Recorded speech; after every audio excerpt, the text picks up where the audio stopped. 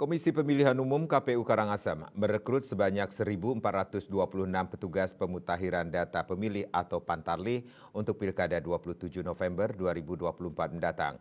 Hal itu diungkapkan Divisi Sosialisasi Pendidikan Pemilih, Partisipasi Masyarakat atau Parmas dan SDM KPU Karangasem, IKD Sukare, Kamis 6 Juni.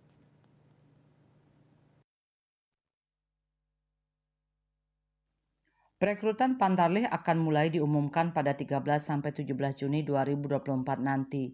Petugas Pantarlih akan melaksanakan pemutahiran data pemilih dengan masa kerja mulai 24 Juni sampai 25 Juli 2024. Untuk memperlancar proses rekrutmen badan ad hoc di tingkat bawah itu, PPK dan PPS sudah mulai diarahkan untuk melakukan sosialisasi ke masyarakat mengenai tahapan rekrutmen Pantarlih. Pantarlih sebanyak ini akan bertugas melakukan pemutahiran data pemilih pada 856 TPS.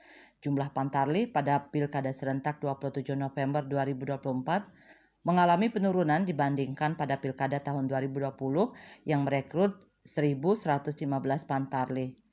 Penurunan jumlah Pantarlih cukup beralasan karena jumlah pemilih pada tiap TPS sekarang maksimal 600. Nantinya Pantarlih berjumlah 1 orang untuk 1 TPS. Dalam hal jumlah pemilih dalam 1 TPS lebih dari 400, KPU Kabupaten dan PPS mengangkat 2 orang Pantarlih. Selain melengkapi surat pendaftaran, Pantarlih juga harus melengkapi daftar riwayat hidup, fotokopi KTP, fotokopi ijazah menengah atas, pas foto, surat pernyataan, dan surat keterangan.